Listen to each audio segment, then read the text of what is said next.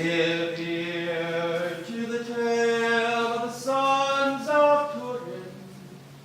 Remember with words of kind and brave. Sing of the quest of the sons of Tuireann. Do not let their memories lie in the grave.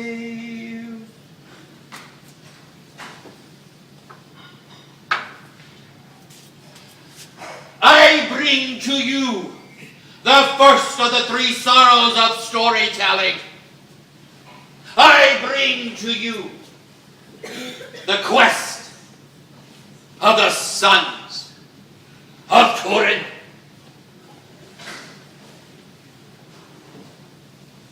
It was a time long, long before now. It was a time when fair Erin was ruled by the Fomori, and Nuada was forced to give tribute. It was a time before now. And soon the word went out that a fair-faced man was coming across the sea, his face bright and shining as the sun. For it was Lugh of the long hand, come to fight the Fomori. And the Fomori ran to Balor the Evil Eye, he whose one eye would destroy with one glance. However, in his age he had grown fat, he had grown lazy, and his lid had fallen down, and it took 20 men with poles to prop it up, because he would stare and destroy. But Balor slept when Lugh of the long hand landed on the shores of Erin.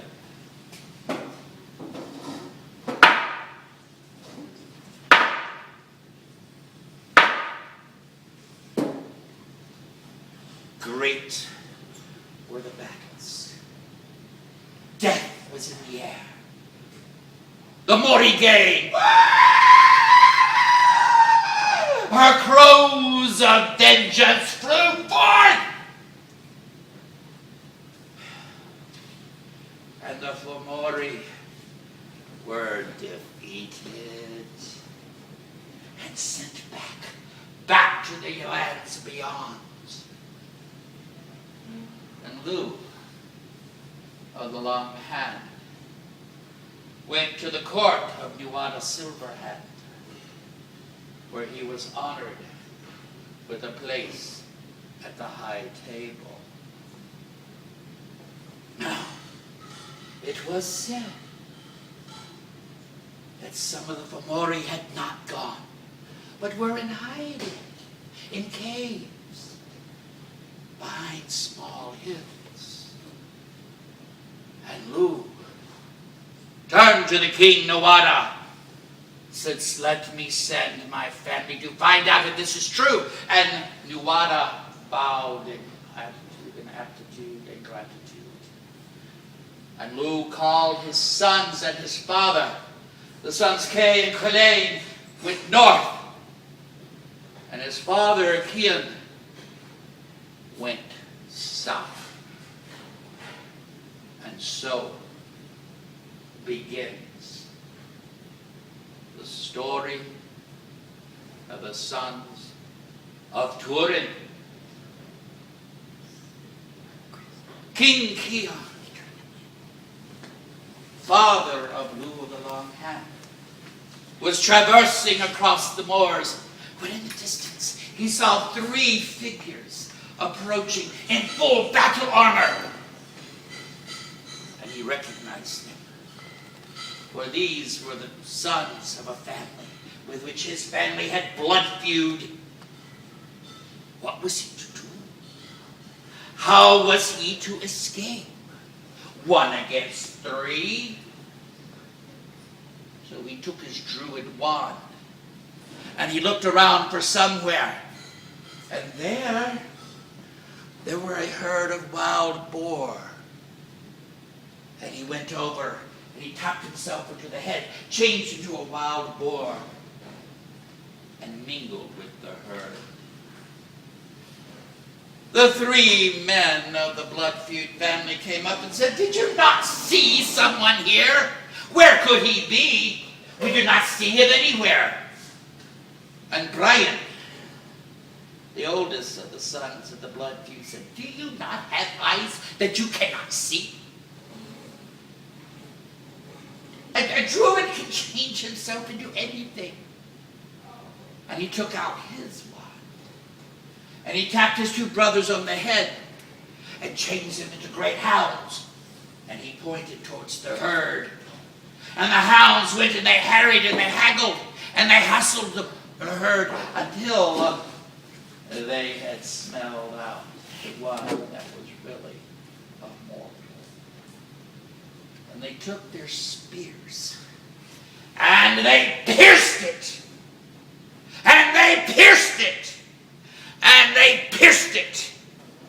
And it lay on the ground, bleeding. It lay on the ground, moaned. And a voice came out of the boar hog. "If I must die, let me die as a human. Change me back to my form." And Brian took his druid wand and touched him. And Cian lay there in front of them. And with his dying breath, Cian said, "The blood price for killing a human is much more than the blood price for killing a pig. With your own hands you must kill me." And Brian said, "We shall not with our own hands." And they grabbed great rocks and they smashed them down on the body of King Cian and broke his bones and crushed his skull. And they took and they buried it and they piled the rocks on top. And they went to the court of Nuada's silver hand.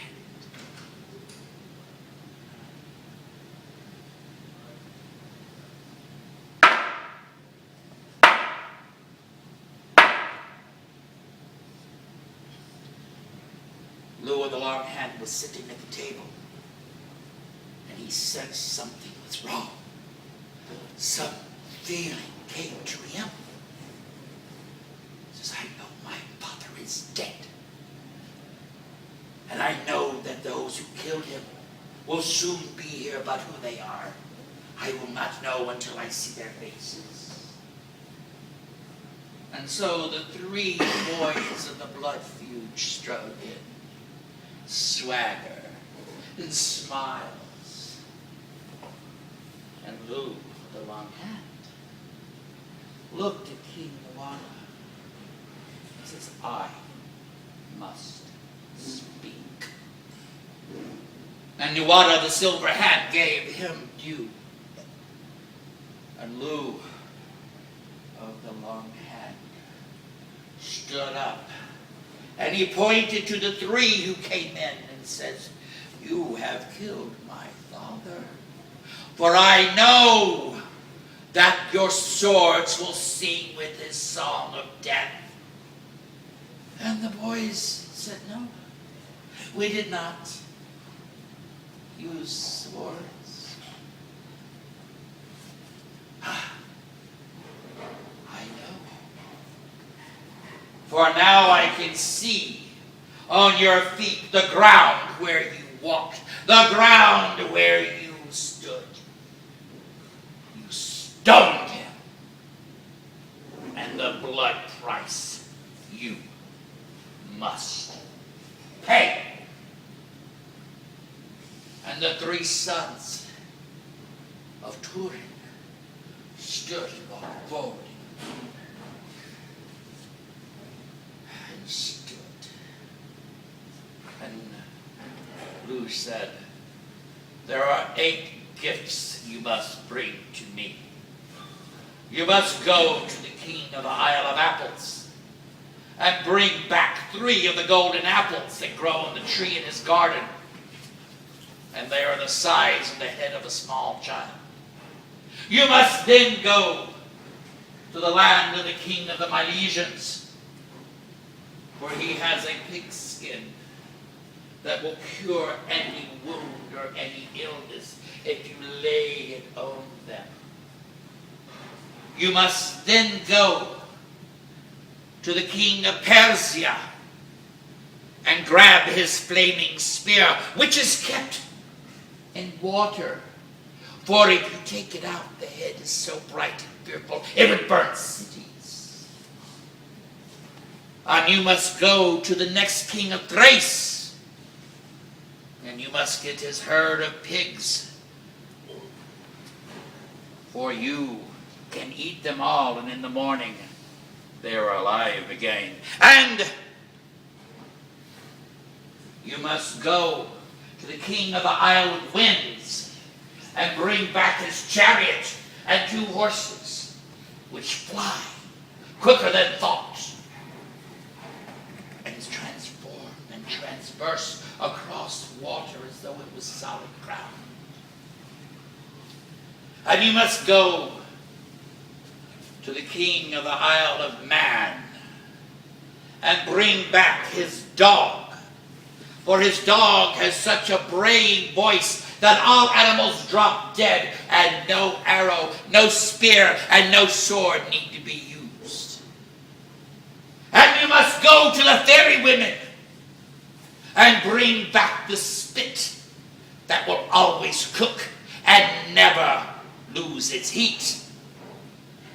And lastly, you must go to the hill of Midcain in the plain of Midterna and have 3 shouts from the top of the hill, though the protectors have been sent to kill anyone who attempts to do so.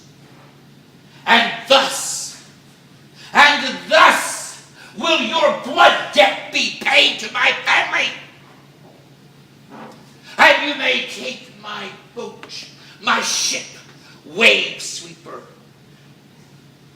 which will steer itself. And so the 3 sons of the king of Tuireann, of the clan of Tuireann, bowed low. And they went and they got the ship of Lugh of the Long Hand, Wave Sweeper, and they got into it. And its own sail unfurled, and it took itself on. And so they went to the Isle of Apples. For all they had to do was to tell the ship where they wanted to go. And they arrived on the beach of the Isle of Apples.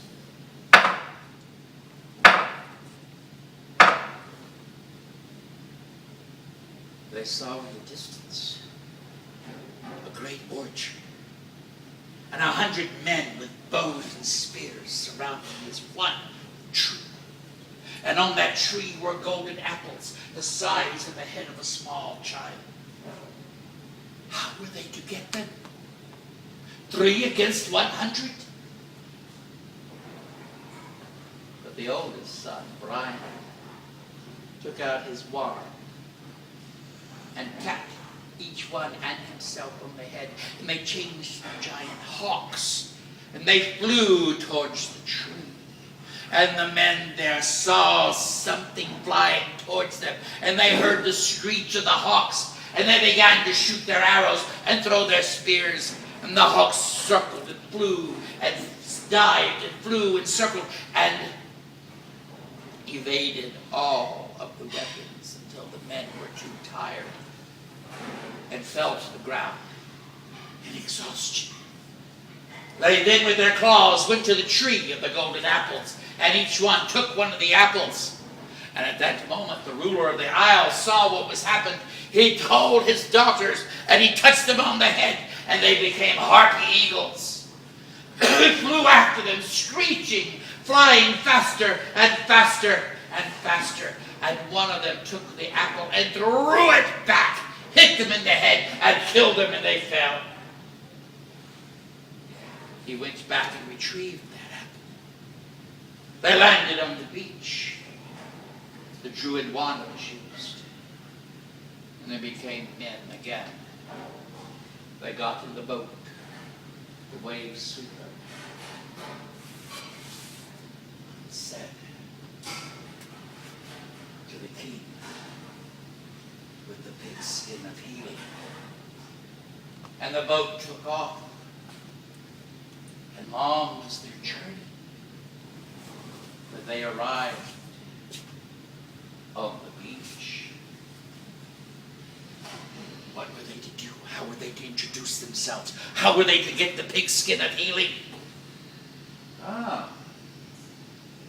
They had a thought. They would tie their hair back and say that they were poets from the land of Erin, where poets were always welcome. And so they went and they approached the kingdoms, and they approached the gates. And they knocked 3 times, where 3 is a sacred number. And the gatekeeper opened. They introduced themselves as traveling poets from the land of Erin who wished to come and give poems of praise to their king.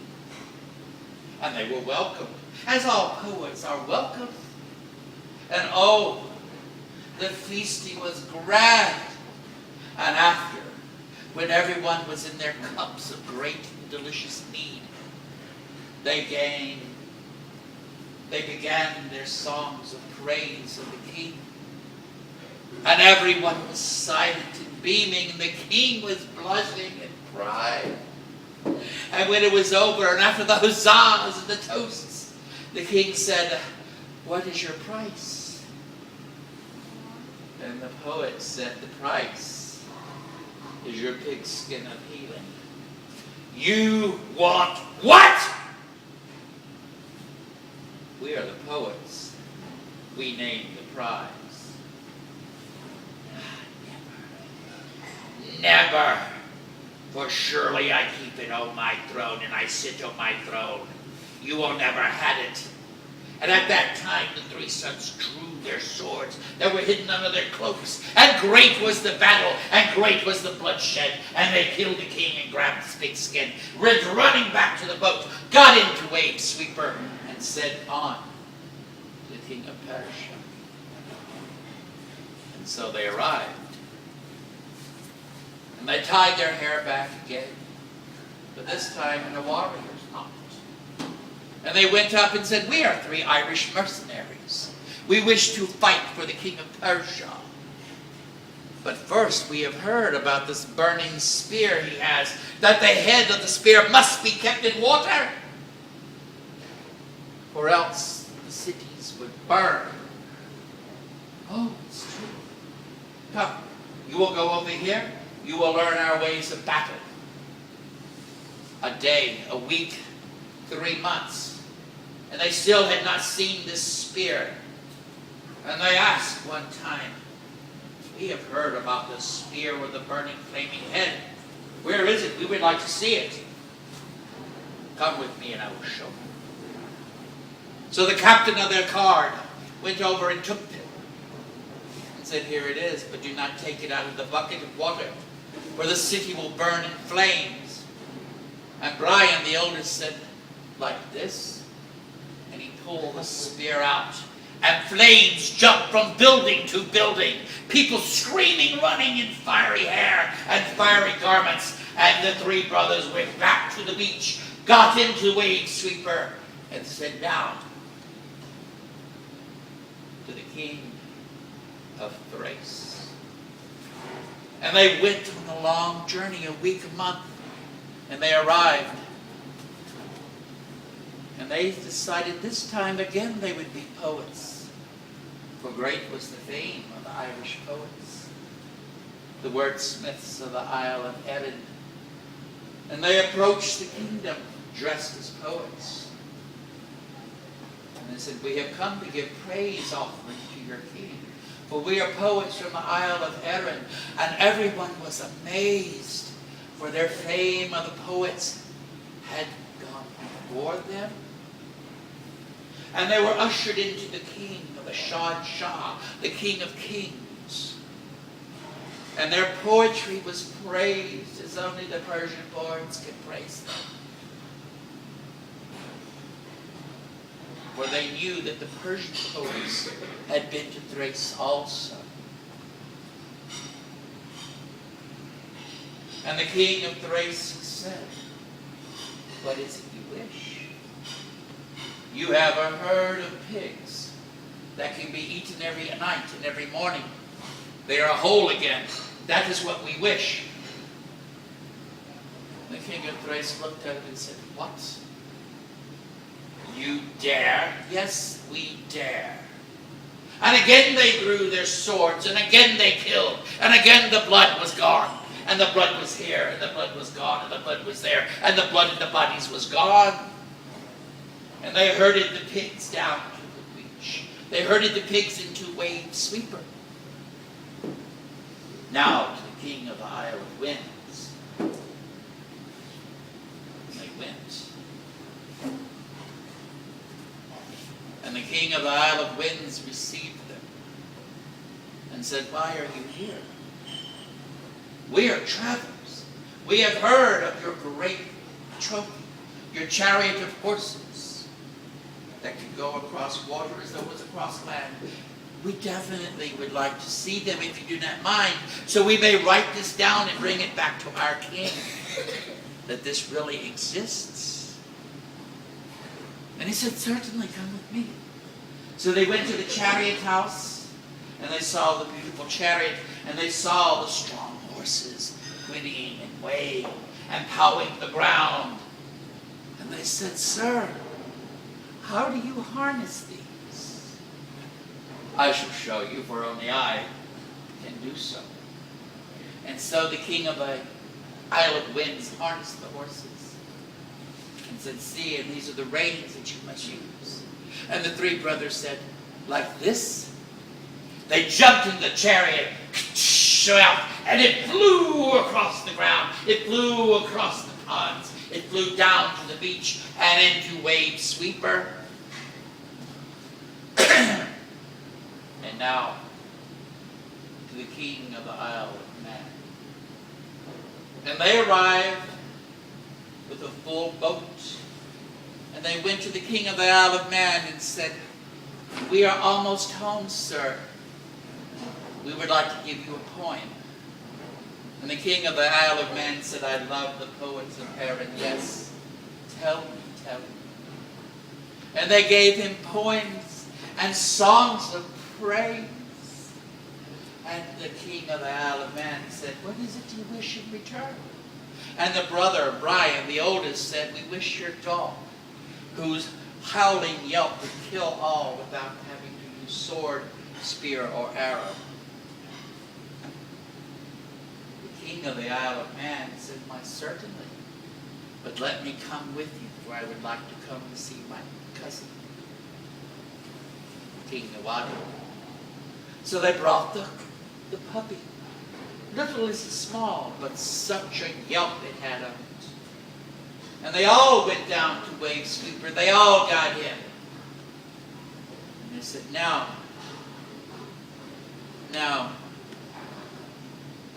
where is it? Where is it and where to go next?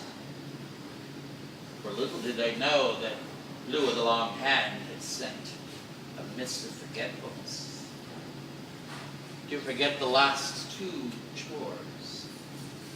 We are to go home. So they went home. And they brought all the treasures with them. And they brought Nawada's cousin to see him. And they said, sir, your cousin. And they turned to Lugh of the Long Hand and said, sir, your prize. And Lugh the Longhead said, "Ha! You're not finished. You forgot two. The last two. The roasting spit of the fairy women and the 3 shots from the hill of Macdane on the plain of Tuireann."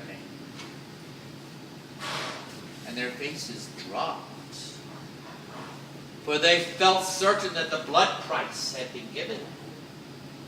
And so they turned, weary as they were, for they longed for their homeland. They went back to Wade Sweeper and said to the land of Faerie, and the boat took them out. They began to slowly go down, down, down under the water. And they came across the most glorious kingdom they had ever seen. The limpid light, the beautiful flowers that grow under the sea, and 50 fairy women singing and weaving and sewing and laughing. And Brian, the oldest, went up, and before he could speak, the oldest fairy woman said, "Oh, we know why you're here. You're here for our roasting spit.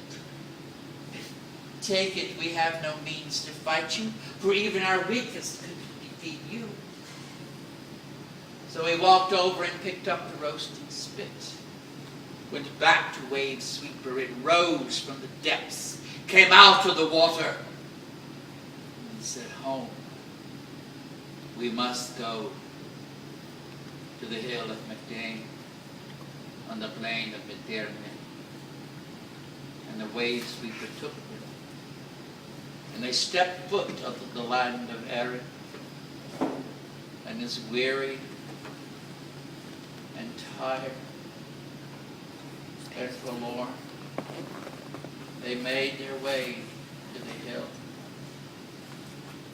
And they noticed no bird chirped, no wind blew in the trees, no noise.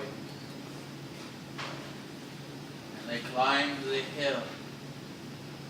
Before they reached the top, 2 heavily armed men appeared and said, "Why are you here?" And they said, "We have to give 3 shouts from the hill. Do you not know that this place is of absolute quiet? There is absolutely no noise and no shouting from the top of our hill. But you do nothing. You must return to where you came from." So the 3 brothers wearily drew out their swords, and great was the battle. The blood was gone, the bodies were gone, the blood was gone from the body was gone from the blood, and they received horrendous stabs and cuts. And the 2 guardians of the hill fell dead. And just as they were at the top, Macdane himself, "Why are you here?" "We must give 3 shouts from the top of this hill to pay a blood debt." "I do not care what your blood debt is. I challenge you. You defeat me. You can have your 3 shouts." And they drew out their swords. And as bloody and as bleeding and as wounded as they were, they fought with the honor of men. They fought for the honor of their family. And they killed Macdane. And Brian, bending down, took one brother under his arm, took the other brother under his arm, and they rose. A 3 shots. 3 shots. 3 shots. And dragged themselves down, bloody and wounded, half dead. And they dragged themselves over the moors and the hills they reached the court of Nawada of the Silver Head. And they reached and they looked at Lugh of the Long Head and said, "Here is your spit," and threw it at him. And these wounds showed that we did our 3 shots. Our blood debt is fulfilled.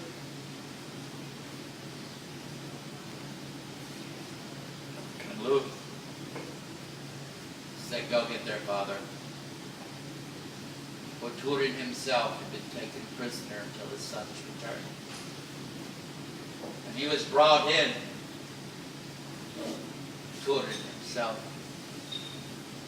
And he looked at his sons. And he looked at Nawada. And he looked at Lugh at the Long Hand. And he said, "Their blood debt is fulfilled." And Lugh just said, "No." And the 3 sons fell dead. And Nawada looked at Lugh, and Lugh put up his hand and said, "Your blood debt shall never be fulfilled." And Tuireann went. And as a father will do, he knelt and he crossed the arms of his sons over their chests. He knelt and he kissed each one on the cheek.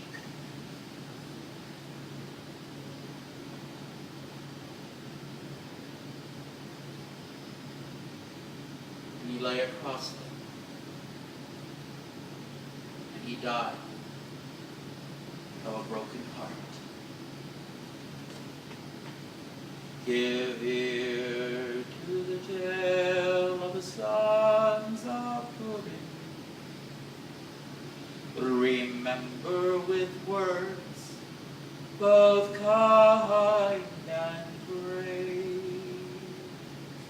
Sing of the quest of the sons of Tuireann. Do not let their memories lie in the grave.